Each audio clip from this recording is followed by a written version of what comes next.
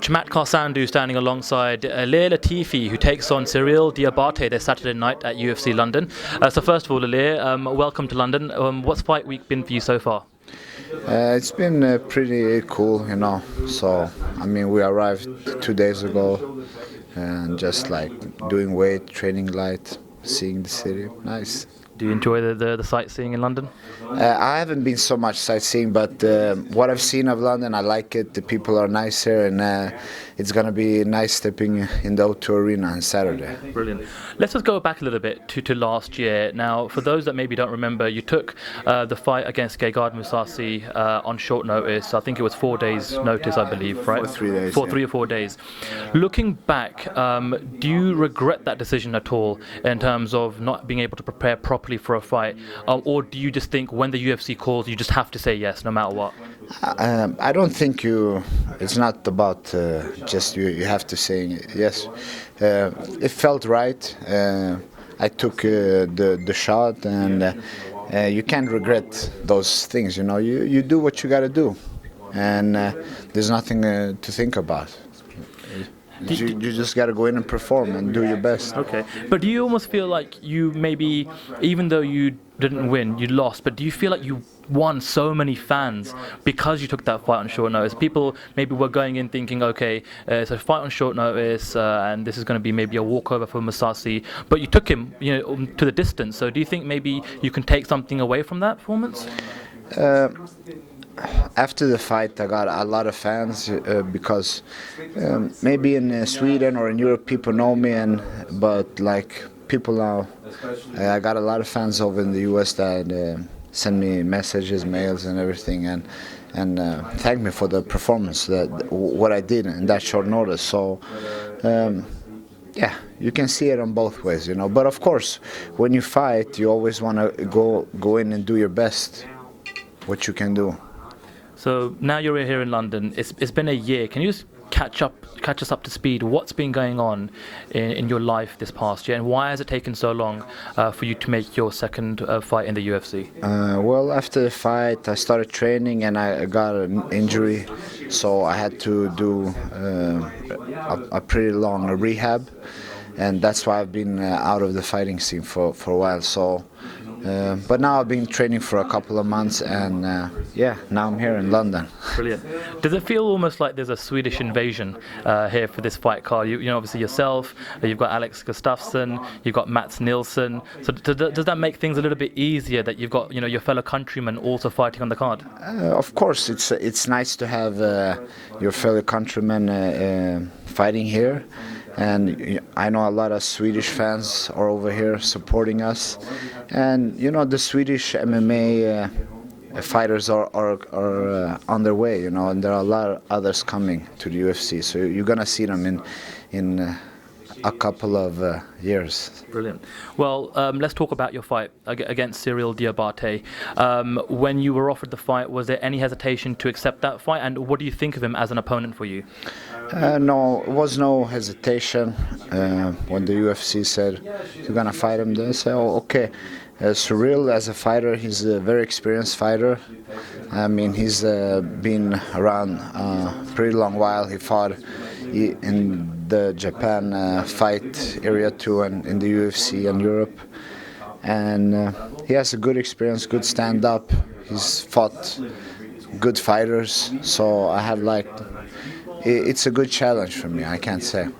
And do you just feel more confident now? Because obviously in fighting Gegard Mousasi, it was a short notice. Maybe you were only focusing on the weight cut, whereas now you've had a full camp. So do you just feel that UFC fans will get to see the real llir Latifi on Saturday night? We'll see on Saturday. Yeah. We'll see. But of course, it feels better when you have a full camp to prepare, and you can do what you have to do. So I have nothing to complain about. I spoke to Cyrille Diabate about half an hour ago. This might be news to you, may already know this, but he told me that Saturday night will be his final fight. So he's going to retire, win or lose, and he said that that's his main motivation. He wants to leave UFC fans, combat fight fans, with a good memory of his final performance. So he's going to be really kind of going for that finish and going for a knockout. Do you think that makes him any more dangerous because he doesn't care what happens after the fight? This is all in for him. Do you think that makes him a more dangerous opponent for you? Yeah, of course, Cyrille, he's always dangerous, and I wish him the best of luck after the fight, whatever he wants to whatever he chooses to do, and he's a good person for the sport, even if he's active or non-active. So. Can you just describe, obviously, what it was like fighting in the main event with so many screaming Swedish fans last year? Because from some of the other fighters I've been speaking to, they have not been used to a big arena like the O2 Arena is, where it's completely sold out and there's so many fans that can maybe add pressure to the fight. But that's something that you've already got in the bag. You've done that already. So do you think that kind of helps you and gives you an advantage here? I don't think so much about the arena and stuff. I fought the big events before, the Stockholm event, and I did other shows in Sweden that were almost the same size. So I just think it's nice stepping in the arena with such a big crowd. A year is a very, very long time in MMA, especially in the UFC. Fans seem to forget very, very quickly sometimes. So do you almost feel like you've got to reintroduce yourself to a lot of maybe new fans who are watching around the world on Fight Pass, and maybe here in the UK, and maybe for those that haven't seen enough of you, or maybe are watching you for the very first time, what can they expect from an llir Latifi type of fight? Well, what can I say? We'll see Saturday. Maybe some slams, maybe something else. We'll see. All right, okay.